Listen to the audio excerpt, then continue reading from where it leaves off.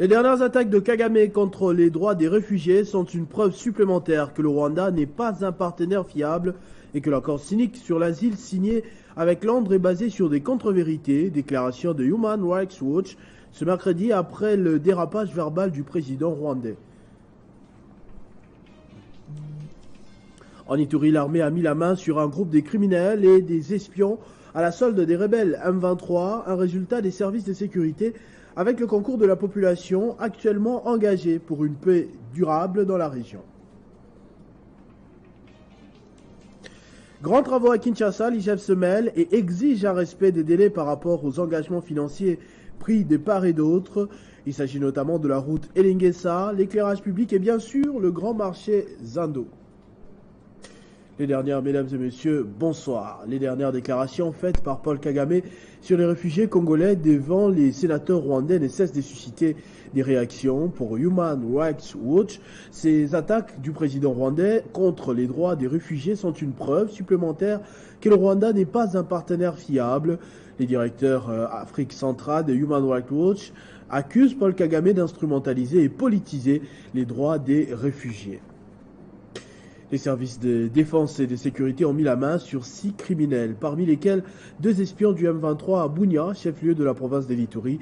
Cette énième arrestation des criminels interpelle toute la population iturienne résolument engagée de travailler pour la paix.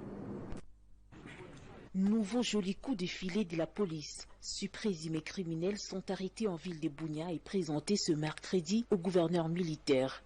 Parmi eux, 3 éléments de la milice Zahir Mapi, dont un policier déguisé en milice appréhendé avec 2 armes AK-47 et 2 éclaireurs de M23 venus à mission d'espionnage en Ituri, a dit le commissaire divisionnaire adjoint Ngoïsengelua Seguin, responsable de la PNC Ituri.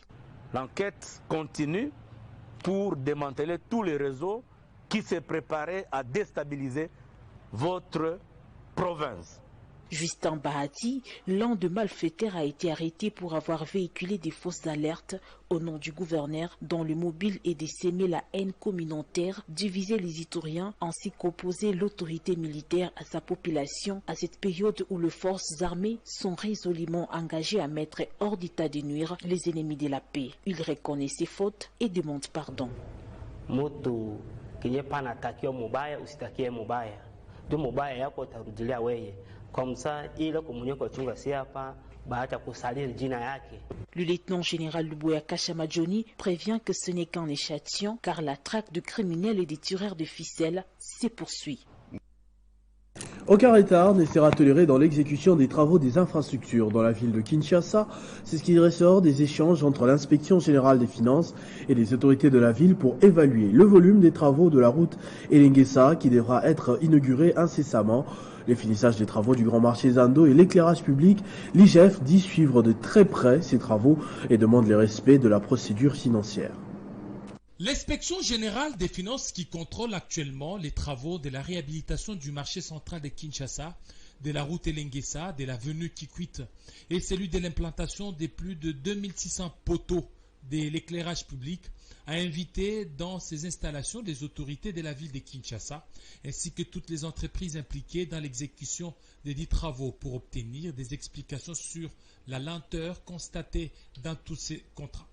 S'agissant du marché central de Kinshasa, 35% du montant prévu ont été débloqués, mais les travaux sont encore au niveau de la fondation représentant ainsi 5% seulement de l'exécution physique. Nous allons vous mettre sous haute surveillance. Vous êtes prévenus.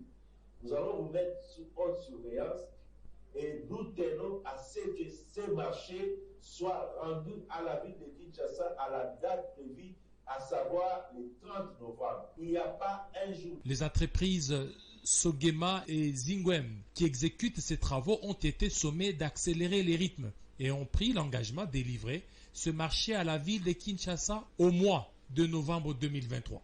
Mutu azali kosala marché central société Sogema na Zingwe bazui engagement que bako accélérer ba travaux au plus tard au mois de novembre marché central et kofungwama.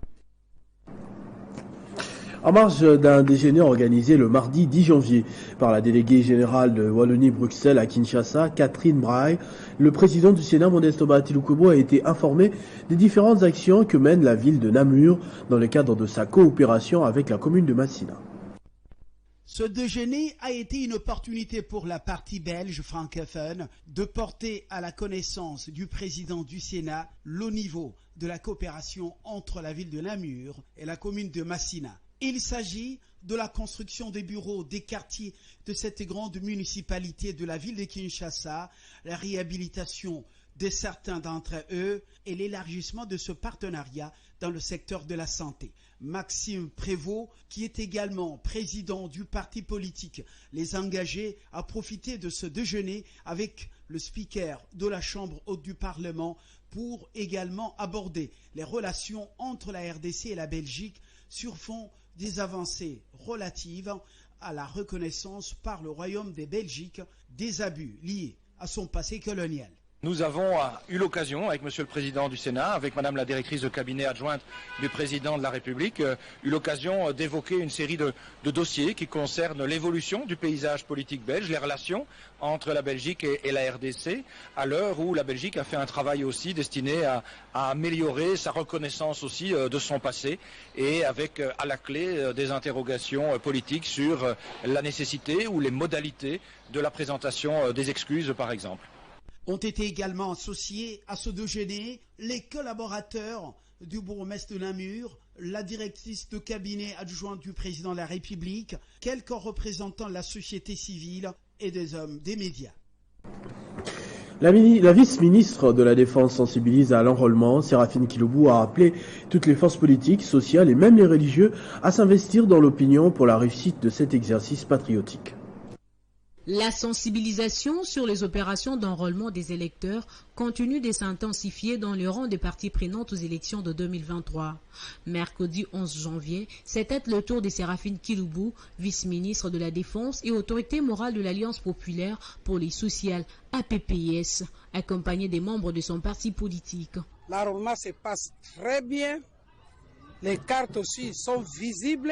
Dans la foulée, la vice-ministre Séraphine Kiloubou a fait appel à toutes les composantes de la société, les hommes de Dieu, les enseignants, les fonctionnaires et toute autre catégorie à pouvoir se hâter pour se procurer leur carte d'électeur. Je suis en train de demander à tous les amis de Tchangou, Funa, Lukunga, Moamba d'aller s'enrôler. C'est un devoir civique.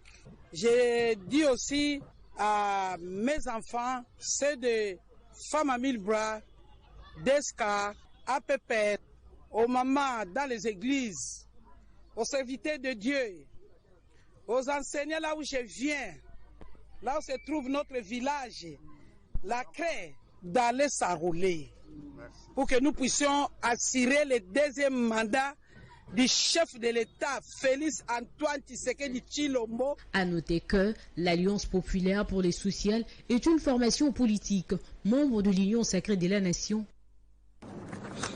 Quelques jours après le lancement de l'opération d'enrôlement et d'identification des électeurs, les chefs des confessions religieuses sont descendus sur les terrains. Ce jour, objectif de cette descente, c'est s'assurer de l'effectivité de l'opération dans différents centres d'inscription. Des semaines après le lancement officiel par la Commission électorale nationale indépendante de l'opération de l'identification et de l'enrôlement des électeurs, les chefs des confessions religieuses souciés d'accompagner cet exercice et de les rendre effectifs ont à leur façon initié des initiatives pour atteindre ce but. C'est à cette occasion que les chefs de territoire, le représentant légal de l'armée du Sali en République démocratique du Congo, le colonel Gracia Matondo, a entrepris de faire un tour d'observation dans les différents centres d'enrôlement érigés au sein des établissements scolaires de cette église. L'objectif de la ronde était de faire un monitoring, un suivi des bureaux d'enrôlement installés dans nos établissements scolaires. Présidentielle de 2023, le candidat président de la République de l'association de Proitier Tshisekedi Wamulumba, Jean-Pierre Lisanga Bonganga, invite les Congolais à se faire enrôler massivement en vue de s'approprier le processus électoral en cours. Il a lancé cet appel lors d'une conférence de presse organisée à Kinshasa. C'est au cours de cette conférence de presse que le prétendant candidat tshisekidiste, Jean-Pierre Lisanga Bonganga, a lancé un vibrant appel à tous les Congolais de se faire enrôler massivement en vue de prendre possession de l'ensemble du processus électoral. Pour la CENI, Lisanga Bonganga recommande des élections crédibles, inclusives, transparentes et apaisées. L'alliance des pro-Étienne Tshisekedi wa Mulumba, plateforme politique de l'opposition, prend acte du fait que la CENI, au regard du calendrier électoral qu'elle a publié, s'est conformée aux dispositions de l'article 73 de la Constitution relative à la convocation du scrutin pour l'élection du président de la République. Demande instamment aux populations congolaises, surtout à toute la diaspora, de s'honorer massivement pour participer au vote. L'alliance des pros, Étienne Tshisekedi wa Mulumba Petemonsi, tient à rappeler à l'opinion qu'elle a un candidat à l'élection présidentielle en la personne de M. Jean-Pierre Lisanga Bonganga. La PTM et toutes les forces acquises au changement se réserveront le droit de tirer toutes les conséquences qui s'imposent au cas où la CENI n'arrivait pas à organiser des élections dans les délais constitutionnels. La rectrice de l'Université pédagogique nationale, Anastasie Massanga, a obtenu ce mercredi sa carte d'électeur au centre de la CENI érigée à l'école d'application de l'UPN. Elle a sensibilisé la population, plus particulièrement les étudiants de l'UPN, à s'enrôler massivement. Accompagnée des étudiants de l'Université pédagogique nationale, de la représentation du personnel de cette institution, ainsi que la population du district de la Lukunga, la rectrice de l'UPN, Anastasie Massanga Maponda, est allée s'acquitter de son devoir civique. À son arrivée au centre de l'EDAP UPN, le professeur ordinaire Anastasie Massanga, très bien accueilli par les personnels de la CENI, a rempli toutes les formalités requises jusqu'à l'obtention de sa carte d'électeur. Satisfaite de la procédure, elle invite la population de la Lukunga en général et les étudiants de l'IPN en particulier à un enrôlement massif. Ils doivent suivre notre exemple. C'est un devoir, un sentiment du devoir accompli. Je suis venu me faire enrôler. J'ai ma carte. En ma qualité de la rectrice de l'Université pédagogique nationale qui a pour mission de former le formateur pour la nation. Et donc j'invite la population congolaise en général, celle de la Lukunga, les personnels et les élèves majeurs de l'EDAP et l'ensemble de la communauté de l'Université pédagogique nationale à se faire enrôler massivement. C'est du civisme et c'est de la citoyenneté responsable. Parce qu'avec la carte que les services compétents viennent de mettre à notre disposition, ça nous donne les devoirs et les droits de participer au processus électoral. La rectrice Anastasie Massanga prône une gouvernance participative pour booster l'UPN dans les standards internationaux. En séjour dans le sud Ubangui, Jean-Lucien Boussa, ministre du Commerce extérieur et président du CDR, a au cours d'un meeting populaire appelé la population à s'enrôler massivement en vue des prochaines échéances électorales de 2023 et pour assurer la reconduction de l'actuel président de la République, candidat du CDR.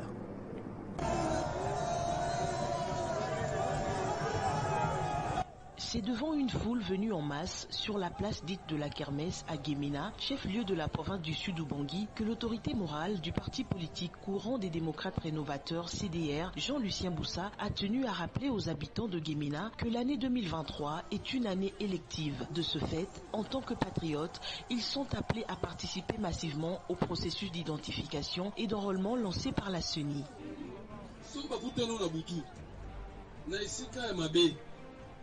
mbala mususu bawi kokanisa olamu hili nzokoza mutu ya malamu bongo zana mukanda na yo po ekobikisa yo lobi mbula mitano mukanda wana ekobikisa yo na ndimi te bobandi kozwa deja. Ministre de son État, Jean-Lucien Boussa a par la même occasion appelé la population à soutenir la candidature du président de la République, Félix Tshisekedi, aux prochaines élections.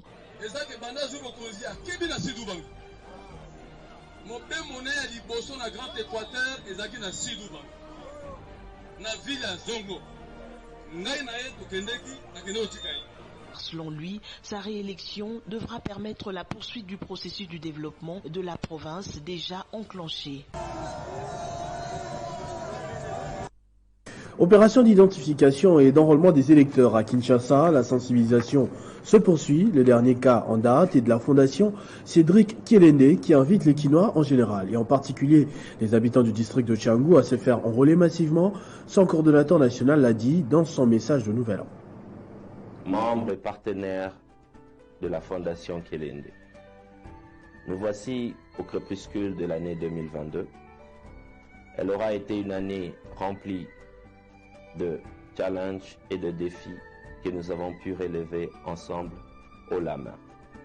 J'ose croire qu'en 2023, nous serons encore plus unis et déterminés que jamais dans l'accomplissement de nos objectifs. En attendant, je voudrais vous souhaiter de joyeuses fêtes et vous présenter, ainsi qu'à vos familles, mes vœux le meilleur, de bonheur, de paix, de santé et de prospérité. Je profite de cette occasion pour appeler la population quinoise, celle de la Tchangou en particulier, à s'approprier du processus d'identification et d'enrôlement des électeurs en cours, gage du succès d'un processus électoral. Enrôlez-vous et invitez votre entourage à faire de même. L'Observatoire national d'aménagement du territoire, ONAT, a désormais une nouvelle équipe dirigeante composée du coordonnateur Jacques-Ilunga Lubachi et de son adjoint Joseph Isolumbu Isekakula. La cérémonie de remise et reprise entre l'équipe sortante et entrante a eu lieu ce lundi au siège de l'Observatoire national d'aménagement du territoire, en présence du secrétaire général à l'aménagement du territoire, Dieudonné Menzou, du directeur de cabinet du ministre d'État de l'aménagement du territoire, Patience Bondonga, du directeur général du Fonds national d'aménagement du territoire, Joseph Isangamela, du chargé des missions adjoint de l'Agence nationale de l'aménagement du territoire, Willy Boulou, et du personnel de l'ONAT. Par ailleurs, le coordonnateur de l'équipe entrante, Jacques Ilunga, s'est exprimé en ces termes. Une émotion parce que ce sont des grandes responsabilités que nous venons de recevoir. Vous savez comment le ministère d'aménagement du territoire, c'est un nouveau ministère de tous les ministères. Heureusement que c'est un ministère, même dans les pays de plus grande démocratie, qui ne viennent que corriger quand il y a les dégâts. Plusieurs personnes ne s'y attendent pas. Maintenant que le ministère est en train de s'installer sous la conduite de son Excellence le ministre d'État, le ministre de l'aménagement du territoire. Intervenant en dernier lieu au nom du ministre d'État, le directeur de cabinet Patience Bondonga a plus prodigué des conseils à la nouvelle équipe tout en saluant les efforts du comité sortant. Il a prôné la collaboration entre les personnels et rappelé les responsabilités qui incombent à l'actuelle équipe. Désigné avec Jacques Ilunga par le même arrêté, cette responsabilité est désormais la vôtre chez nous.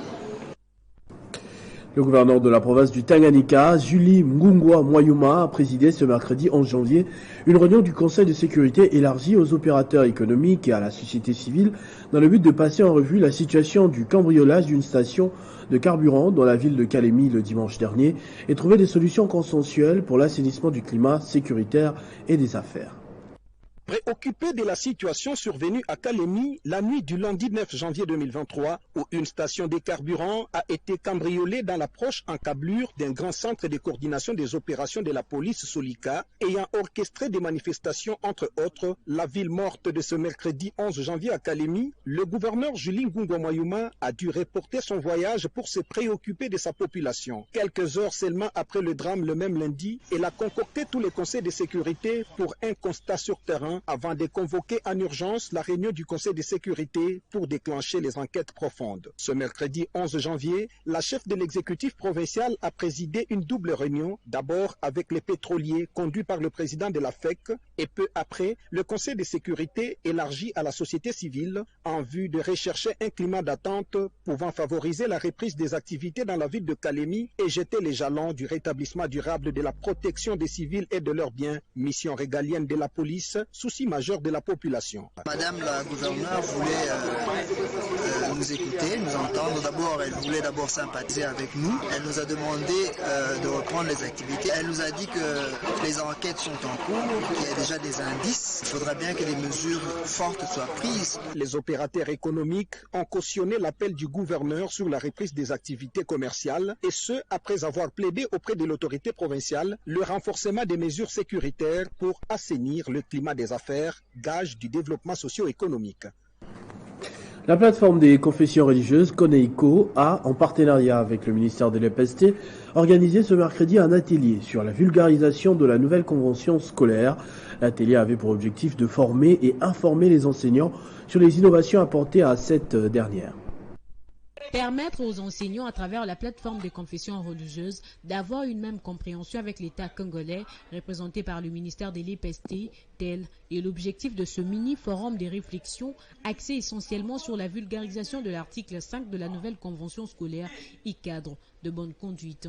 Invités à cet atelier, les représentants du ministère de l'EPST saluent l'initiative.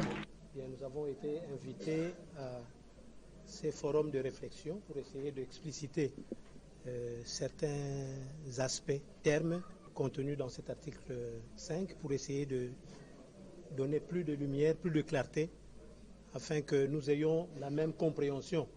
Et les représentants de la plateforme de confession religieuse ont quant à eux jugé appréciable l'engagement de l'État congolais. La convention qui a été signée entre le SECO et l'État congolais à travers le ministère de l'EPST, entre l'excellence Tony Mwabakazadi et Monseigneur évêque Fumapanda Malama qui est le président de Coneiko. Et l'atelier avait pour objectif de former et d'informer les enseignants et les agents du bureau de l'ESECO à ce qui est prévu dans l'article 5 de la convention scolaire qui a été publié et signé au ministère de l'EPST. Signalant que cette activité s'est tenue quelques jours seulement après la reprise des cours. Et pendant ce temps, en France, après la présentation hier du projet de réforme des retraites par Elisabeth Borne, le syndicat des Français se sont réunis à la Bourse du Travail à Paris pour contester le projet. Cependant, ils appellent à la mobilisation générale le 19 janvier cette fois-là. Ce journal est terminé, je vous en rappelle tout de suite les principaux titres. Les dernières attaques de Kagame contre les droits des réfugiés sont une preuve supplémentaire que le Rwanda n'est pas un partenaire fiable et que l'accord cynique sur l'asile signé avec Londres est basé sur des contre-vérités, déclaration de Human Rights Watch ce mercredi après le dérapage verbal du président rwandais. En Ituri, l'armée a mis la main sur un groupe des criminels et des espions à la solde des rebelles M23, un résultat des services de sécurité avec le concours de la population actuellement engagée pour une paix durable dans la région. Grands travaux à Kinshasa, l'IGF se mêle et exige un respect des délais par rapport aux engagements financiers pris de part et d'autre. Il s'agit notamment de la route Elengesa, l'éclairage public et bien sûr le grand marché Zando. À tous et à toutes, merci de votre attention soutenue. Restez fidèles au programme de votre chaîne Télé 50. Vivez heureux, vivez 100 ans, mesdames et messieurs.